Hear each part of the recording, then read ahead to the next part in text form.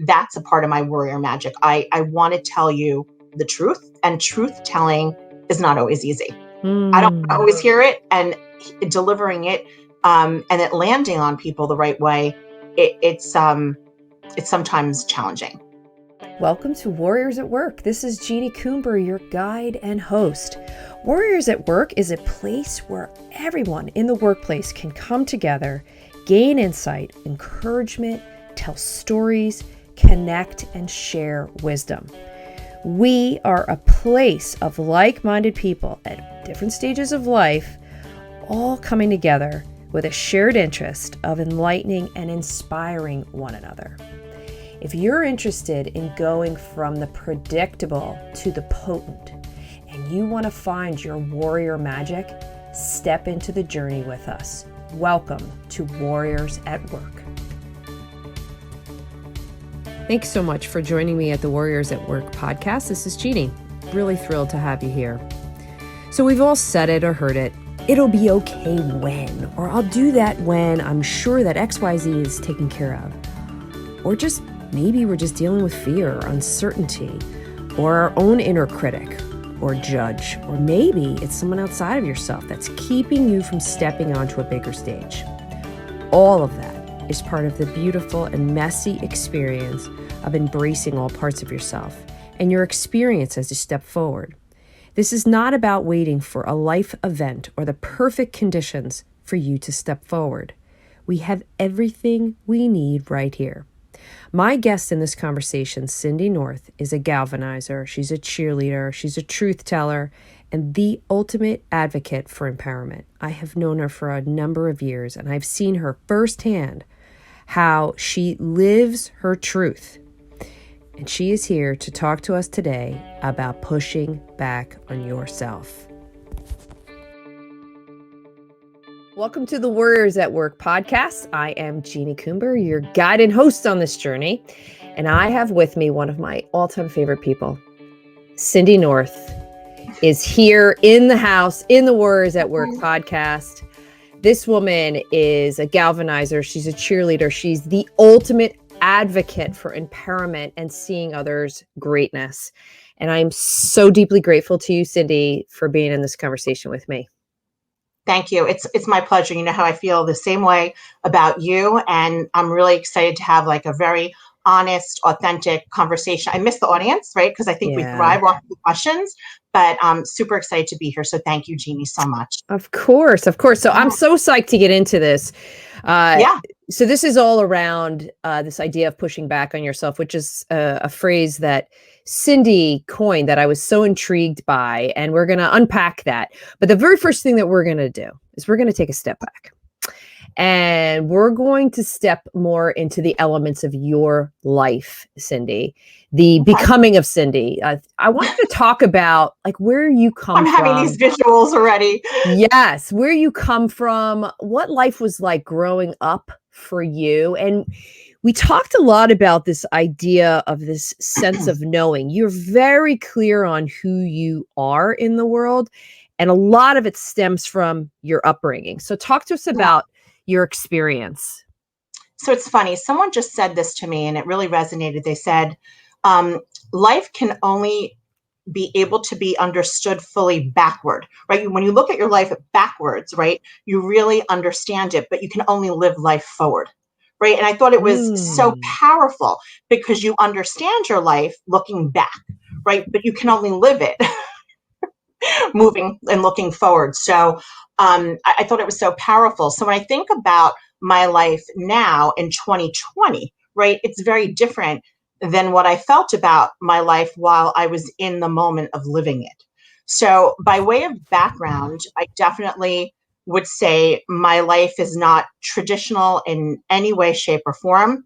I was brought up, I know I shared this with you and I shared it the last time. I didn't know it at the time, but I was actually born into and raised in projects in Irvington, New Jersey. I didn't know I was in a project until I moved to Maplewood because my mom, who was a single parent, my father died when I was 3, and I'm first generation in the United States. So my mom is Filipina and Hispanic, and my father died young, and she was on her own raising me as a registered nurse. So she wanted to give me an opportunity to be in a school district that was a little bit more competitive and safe for me.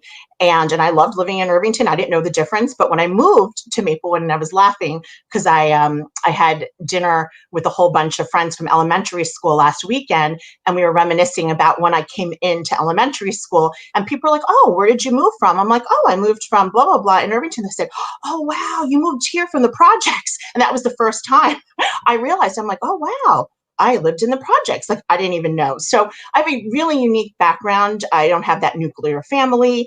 I was raised by two women, my mom, and oddly enough, because this is like, sort of like a showing my age, Kate and Allie. Do you remember Kate and Allie when we were Yeah, growing up? Like two women. totally. Yeah. So I was raised sort of like a Kate and Allie. So my dad's best friend helped my mother basically raise me. They weren't a romantic situation. They were just like two friends who, she was like my godmother. I called her Tanta. And she stepped in, actually moved in to my mother's home when we moved to Maplewood, and two women raised me, two really, really strong. I mean, Jeannie, if my friends would tell me, like, you can't imagine these, talk about fierce women. These women were fierce, but not in the sophisticated business professional way. You talk about gritty, in a very gritty, hardworking, I would say more blue collar way, right? Mm.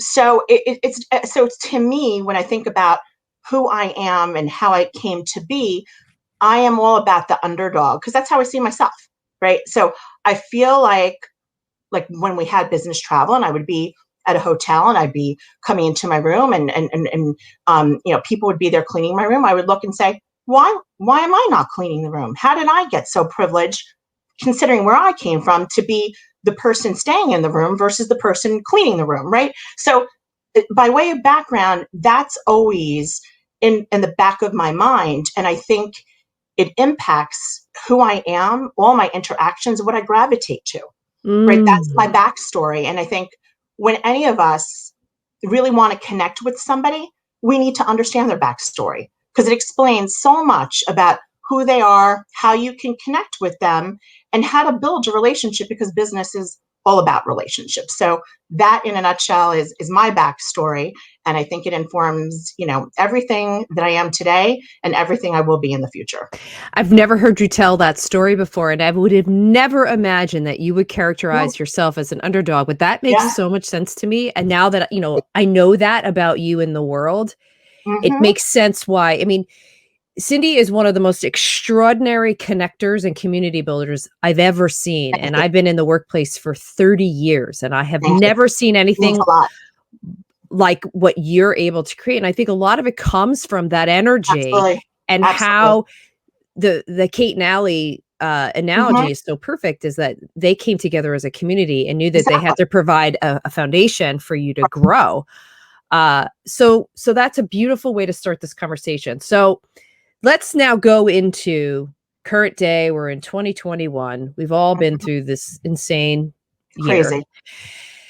And when we talked a lot about preparing for this, you are the one who coined this phrase, like, why aren't we pushing back on ourselves? Why are we waiting for a life event? We all have been there where we're like, we're going to do this when we retire, when the kids leave home, or when such and such works itself out at work, or when I'm in such and such a job. And you were like almost pounding the desk to say, why are we not pushing back on ourselves? Why are we not holding ourselves to the same standard that we would be pushing other people for? We're holding ourselves back. So why was that something that was so paramount to you? Yeah. And Jeannie, I know I said this before, but it's important to reiterate.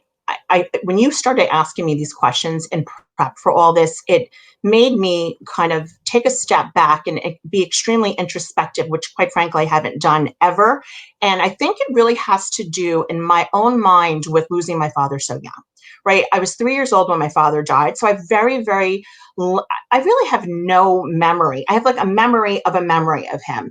And when you lose someone so paramount and important in your life so young, it made me realize, from as long as I could remember, life is really short and our runway can't be taken for granted, right? We have no idea. You're on a plane, you have a runway, you think that runway is super long. And the truth of the matter is we have no idea how long our runway really is. So I've really lived life, and some of my friends will laugh because they always say to me, I don't know how you do so much in your life. And my favorite saying is everyone wants more time, right? I don't have enough time, not enough time for the kids, not enough time for work, my house, cleaning, no time. So we can't put more time in our life, right? We come into this world, we don't know when we come in, and we can't control when we leave. But what we can do, even though we can't put more time in our life, is we could put more life in our time, right? And that's something that's profound, right? Because you could live and you could live forever, but are you living, right? There's existing and chronologically evolving and getting older, and then there's life, and then there's living. And to me, I don't take any day for granted, right? I have a lot of friends, and some of them are listening. One who's just getting through COVID, who was on a ventilator for over a month, a very long time, then had to go into rehab, and now is trying to get her way back to a new normal. This is a young woman with no underlying conditions that was annihilated by COVID, and we're so grateful that she's even with us. When we did the podcast the other day, Jeannie, that was the anniversary of one of my very dear friends' death. She's been gone 2 years. Also a young woman who was diagnosed with a glioblastoma and was basically told one day she's fine, the next day she was having little issues. Went in, they say you have 3 months to live. So I've lost so many people in my life from the time I was a young girl to even now. And I work with patients, and I want to help people. So every day I'm surrounded by all this, and I'm rooted in every day is a gift. If this was the last day I would be here, is this the day that I'd want to live? Because we don't know. You get in a car, I'm not being, I'm not trying to be a downer. I'm just being realistic. There's just no guarantees in this life. And tomorrow is not guaranteed. So when I say don't put it off, I'm saying that because tomorrow's not guaranteed. So if you want to achieve something, if you want to be something, the time to do it is right now, right? You can't put off to tomorrow what you can do today, because today is what we have. Tomorrow is no guarantee. So losing my father, I think, is where it came from, but I've taken it into the fabric of who I am professionally and what I've chose to do for my professional life and what I practice, because I'm not just someone who, do as I say, not as I do, but I practice it in my everyday, and I live life hard. When I say hard, I mean, I put a lot of life in my time. You have a lot of horsepower. I have a lot of energy. You have a lot of fuel, a lot of horsepower. Yeah. So let's talk about a time where you did not push back on yourself, where you're reflecting and going, yeah, I didn't maybe have the courage, or I didn't see through the fear. Because that's ultimately what will hold people back, is that we get caught up in a lot of the noise or the circumstances. Yeah. So tell us about a time where you didn't push back on yourself. There's been a lot of times, Jeannie. I mean, listen, there have been so many times where I've let fear, and we could talk about a whole podcast about fear, but with losing a parent and with some of my, let's just say, my backstory, fear exists, right? Fear of loss, fear of money, right? So there have been times in my life, fear of putting myself first, right? I have a family, I have an amazing job. And sometimes with that, I set the bar high for every aspect of my life, except for myself. Right. I put myself absolutely dead last. Right. So first it was my job, because my job was who I was, and it's how I made my money. It's how I supported my family. Then my kids. Right. So I was always struggling with my kids, my job, my kids. Then sadly, my husband can say this, and I always feel bad. Then my husband, but always third, because the other two had to be, in my front row. Right. That we talk about that front row, that very limited front row, because you only can put so much in that front row. And then was me, right? So then I all of a sudden looked at myself, and I was over 200 pounds, and I was like, how did this happen? Right. And I put myself dead last. Right. So it took me a long time to feel comfortable enough to say, I don't have to be dead last. I can do all these things. And in fact, I have to put myself forward because it would be selfish if I didn't, because I'm not going to be there for everybody mentally, physically, or emotionally until I can put myself first, because that'll make me strong and that'll enable me to be there and be better for them for the long term. So it took me years, right, to figure this out and to feel I'm not being selfish. It's actually selfless, right? Doing this Mm. is selfless, not selfish. So that area, it took me a long time to figure out. I can put in an hour in exercise. I can eat right. I can, and I didn't, because for all the reasons that I said. So what was the first shift you made to push back on yourself? For me, it was eating, right? I always say, because I'm obsessed with the Peloton, I'm obsessed with working out, but um, you can't out exercise a bad diet, right? You cannot. And when you work, and I'm So sure all true. the working, it's so true, right? So with all the working women out there, back in the day, a year ago when we traveled, I would justify my eating. I worked so hard. I'm on this business trip. I deserve to have that dessert. I deserve to have that extra whatever it was, because I worked so hard. And I justified it, a million ways.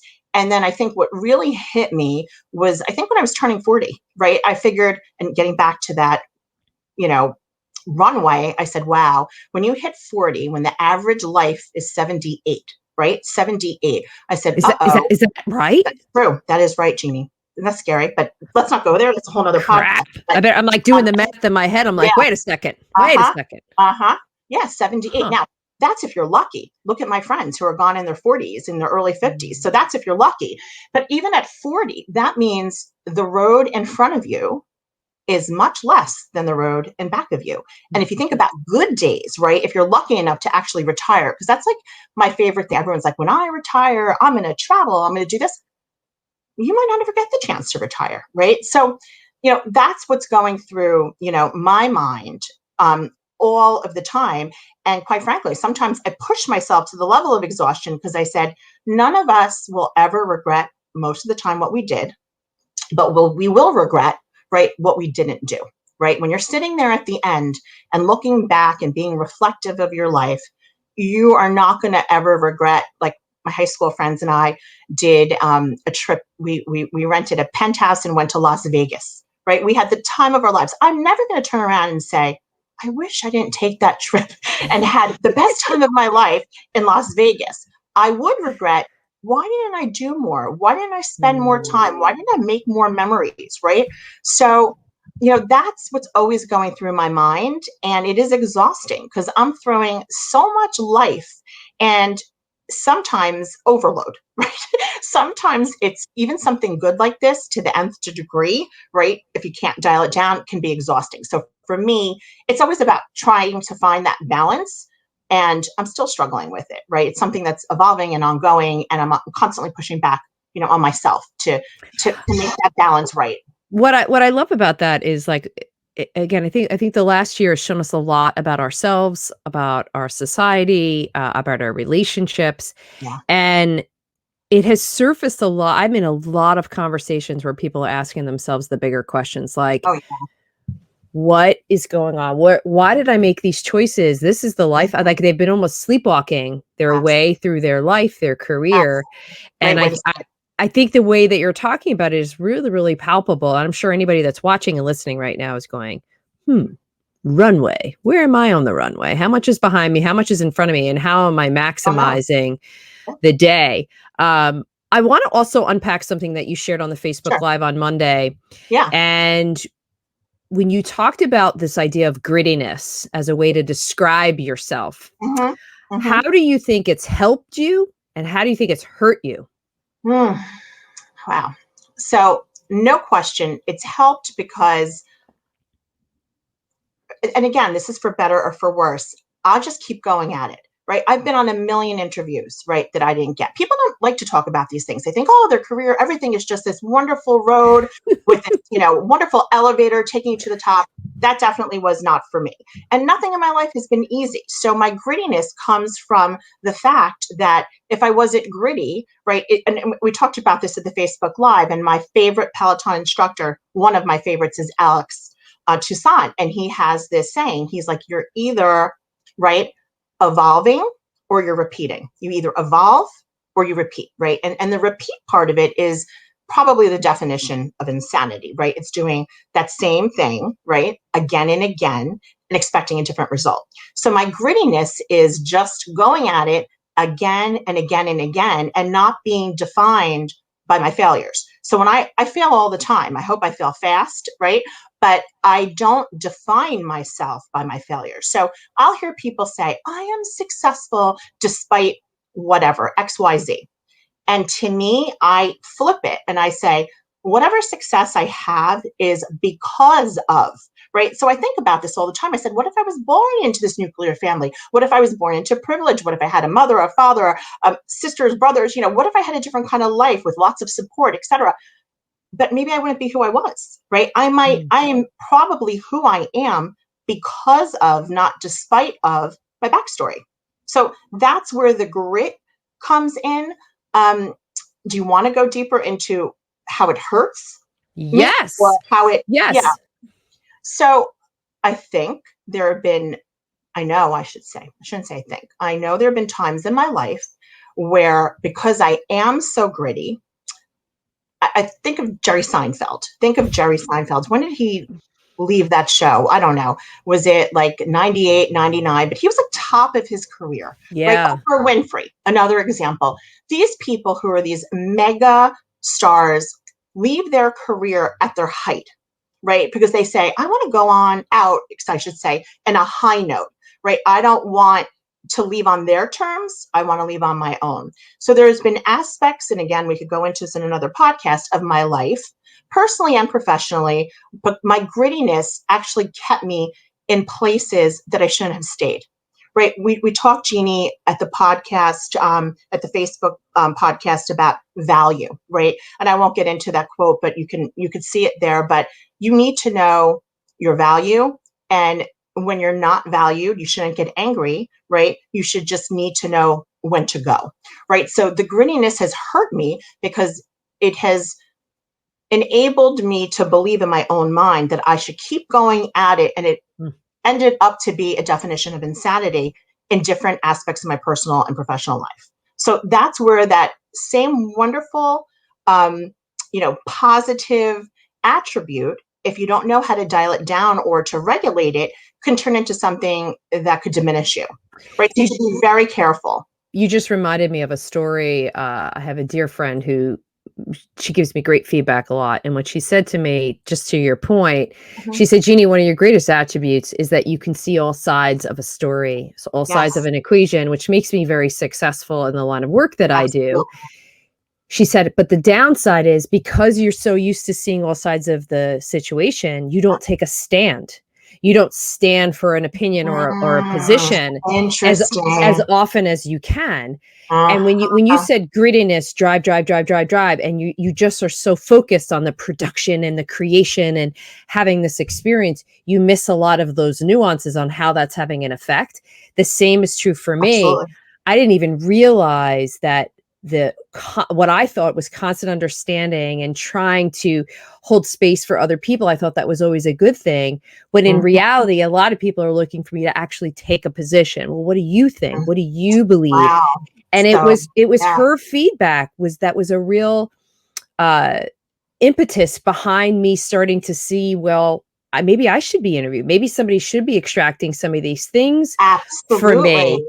And I completely forgot about that story until you just shared that grittiness thing. So thank you for that. Because I think that's also very important for anybody that's watching or listening that really identifies with this need to drive, this need to execute, to create, to strategize, to have this inclination for production. Is just to have some awareness around, how is it really helping me and how is it getting in my way, and having recognition of that. The other thing that we talked a lot about, which, I've been spending the whole month about fierce females. No, Women's History Month. I love it. Yes. And we were talking a lot about fierceness and fearlessness, which it ain't easy. And it can certainly be a challenge at the best of times. But I was very struck by something that you said to me is around this idea of unhooking from self-defeating behaviors. How do you do that really in your process and in your experience as an executive? How do you unhook from that? It's hard because unlearning, think about the process of unlearning, right? It's much easier to learn something the right way than to unlearn a behavior, right? So when we get so set in these behaviors, it's very hard to unlearn. But the one thing I will share is we talked about this idea of a board of directors of our life, right? And leaning in on these people that can call us out, right? When we're not practicing, what we preach, like we said, who will tell us our baby is ugly, right? Yes. Who's just not going to tell you all the wonderful things that you want to hear about yourself. They will do that, but with it, they will tell you the truth. And let's face it, the truth hurts. We don't always want to hear, the truth. So I think having that tribe, that brother or sisterhood, that network that will hold you accountable is really, really key, right? At the end of the day, we're not the company that we work at, right? We are our own person, and we are defined by who we are as an individual. Like some people say, well, my role, I'm a mother. That is what my role is, or my role is I'm a professional. Your role is you. Like you are a brand, right? When you step into a room and you step out of the room, what people say about you is your brand, right? They might not be saying what you want them to say, right? I don't know. But I think we lose a little bit of that when we start thinking about our lives and we just kind of go on a journey with not a lot of intention, right? We can lose that intention and we can't. We have to have intention and purpose in everything we're doing. If we don't, we talked about this, if you don't know where you're going, every road will take you there. And you could end up right in a circle of nowhere. And you turn around and you're a certain age and you say, how did I get here? Like what you just said, how did I get here? What happened? If you don't know where you're going, every road will take you there. Take you there. Yeah. That's brilliant. I love it. Yeah. So I don't know. It's a roundabout answer to your question, but well, the way I hear it, answer. well, no, the way I hear it is like whoever your people are that are holding you accountable to the person you say you are, the person you want to be. You talked about fierce and fearless. How are they holding you accountable? What are they saying to you to remind you of who you are in the world? And I think it's really important because it also holds a mirror up when we're not standing up for what we said we wanted or what we said was important. Yeah. They also bolster you and support you when you're not feeling like you can stand in that strength and that way of being. So that's how I heard what you just said, is it's really using that community to hold you to the standard that you said you wanted for yourself. And the other expression I heard, and I think I heard this in a yoga class or maybe this is Rumi, I'm not sure, but wherever you go, there you are.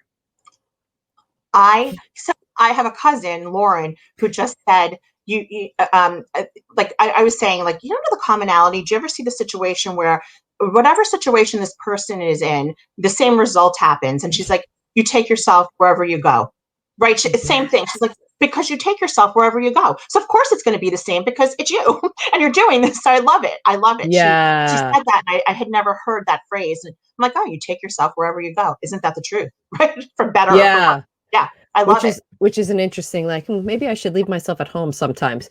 Yeah, sometimes we have to. So this is another thing that you said that was like, oh, we got to talk about this. Yeah. You said, you never want to reach your potential. If I reach my potential, it's over. I'm done learning. Yeah. Yeah. Say more. Yeah. So that, this goes back to, like, I know you like Bruce Springsteen, like we're all Jersey girls here, and Glory Days, right? Think of the song, Glory Days, right? Glory Days connotes, I've reached my pinnacle, right? I've reached the top. I was, I don't know who you were, football player, captain of the whatever, top of your career. And when you reach the top, what does that mean? Where do you have to go? When you're at the top, there's only one way to go, and it's down, right? It's to the right. When you reach the top, there's nowhere else to go. Now, so for us, or for me, I never want to believe that the best is behind me in a rear view mirror at any age. And, we talked about, now I'm not going to remember her name, Jeannie. I think her name was Nola. But if you look up the oldest woman or man to graduate from college, I believe her name Nola, but it doesn't matter. She was 95 years old, 95 years old. And I hear people talking about, I'm too old. I'm 40 something years old. I can't go back to school. I've been doing this for 25 years. How can I reinvent myself? Someone goes back to school, they're 95 years old. Do you think they're going back to school and they're going to have a 30-year career ahead of them? So, I think we constantly need to be pushing on ourselves to believe that even though we've attained something, even though we might be master at it, there is room, there's headroom, right? There's still headroom. We never want to arrive, right? We want to constantly push ourselves to take where we are and push that bar even higher. We talk about the Peloton. Like I just said to my husband today, because I'm obsessed with it. I'm like, my numbers aren't good. Like they're called PRs. I'm like, I'm not hitting, my PRs. So what does that mean to me? That means I have room to grow and to push myself. If I PR every single day, I wouldn't be able to walk, certainly. But what would that mean, right? You're not going to always give your best. It's not possible, but you have to know in your heart of hearts that you're capable of surpassing where you were, right? That you're evolving, right? Back to the evolve or repeat, right? That you're evolving. You could rewrite that PR, that personal record every day. Every day is a chance for us to have a new PR, if in Peloton talk, write a new chapter, and whatever happened to us yesterday, as horrible, which I'm sure it was, is another day to write another chapter and to write it. Like not just WRITE, but RIGHT every single day. And sometimes we're our worst enemies and we can't get out of our own mind. We're putting limits on ourselves. We're putting the limits. They're not putting it. Like people say, they're defining me. They're limiting me. They're. However anyone treats us, we give them permission. We give people permission to treat us, good or bad, the way that they do, right? You always have a chance to get out. You always have a chance to reinvent yourself. It's not trite, it's true. Is it easy? No, but nothing worth having is easy. Nothing. Yeah, I'm going to play with the personal record idea every morning. I'm going to be like, what's going to be my personal record today? Right. Might be kind of a fun way to play with this. Exactly. So let's talk about you. And I always like to ask the guests these questions. So talk to me about your warrior journey. Like, what are the things that you're trying to bring forward into the world? And it could even be struggles you're trying to overcome. My warrior journey is about ensuring that I don't let fear get in the way of my evolvement. Like I shared with you, I harbor fears. They're from my backstory. A little bit is imposter syndrome. And I don't care who you are and how fabulous you are, male, female, anything in between. We've all suffered from imposter syndrome. So for me, it's getting out of my own head and believing that I deserve to have what I'm fighting for, right? So that is my evolution. If I could do anything, and Jeannie, I just shared this with you, I would I love what I do, but if I could do even more in a different space, I would want to help young men and women, more women, because I think women struggle with this still, even the younger generations more, reach their potential, right? We spoke about reaching your potential, right? What is your potential, right? Some of us never, ever reach it. We don't know what it is. And so I want to help that next generation, right? Because I don't want another generation to have the struggles that what am I considered Gen X, right? We were like, not the baby boomers, but that little small generation, grew up in the 70s, latchkey children, and kind of a unique generation. But we had a lot of struggles in the workforce, right? It wasn't easy. We didn't have women that we could emulate, women in positions of power that were in the C-suite. And I want to help that next generation remove some of those inherent hurdles to be fierce, and to be fierce in middle school, in high school, in college already. And Jeannie, I met you at Women Unlimited, right? I was already, yes, it was for high potential women, but I was already into my career. I wanted to help women be that fierce, 2 decades earlier. Because think about what we could achieve if we were the person we are today then. Right. That's, what I would want to do. And it is part of what I do in the free time that I have. But it's so important for us, men and women, to pay it forward, to help others, to pull them up, right? To spend the time to pull them up, because it's lonely at the top. And if you're there alone, right, that kind of journey you don't want. You want to be surrounded, right, by people who make you better, right, than you are today, and who are better than you. Right. There are a lot of people who are fearful of surrounding themselves by people who are better, smarter than them, because they fear like, well, that means this person can replace me. You should, I'll bring up Alice if she's listening, but there's this young woman that I work with who's spectacular. And I say, one day my hope is that I will work for you. And I'm banking on it, right? Because that to me would be the best. Right. And that's what we should want. We want to help that next generation. I want to work for that next generation and help them evolve. And I don't want them to repeat what we had to go through and the struggles that we had, in the workforce, and even with the balance with our family life and not having those resources to help us balance it all. So I just want to be a part of that future solution. And I don't want to repeat the struggles that Gen X had. And I don't want Gen Y and Gen Z and the rest of them to have that repeat. I want it to be an evolve. So when I say warrior magic, so what's your warrior magic? I mean, what are the things that you are imparting to others, you're bringing to the world that are uniquely Cyndi? For better or for worse, I'll say it again, because I always have to clarify it. Sometimes I am uniquely Cyndi and uniquely blunt, honest, and authentic, to the point where I could come off as like, wow, I can't believe you just said that. So I'm not somebody who is going to, butter it up and always package it up nicely. Sometimes I'm just like, get out of your own way. Stop feeling so, like I can, and not everyone can handle that, right? You have to be careful, because how you land on people, not everyone can handle it. So that is something that makes me unique. I think some people in my circle find it refreshing and they need it to push forward. But other times I think I have to be careful, because you can be too honest, and not everyone can handle, that type of warrior magic. And, but that's how I like people to say to me. So that's how I often deliver it, but it's definitely something I'm working on. But that's a part of my warrior magic. I want to tell you the truth, and truth telling is not always easy. I don't always hear it, and delivering it, and it landing on people the right way.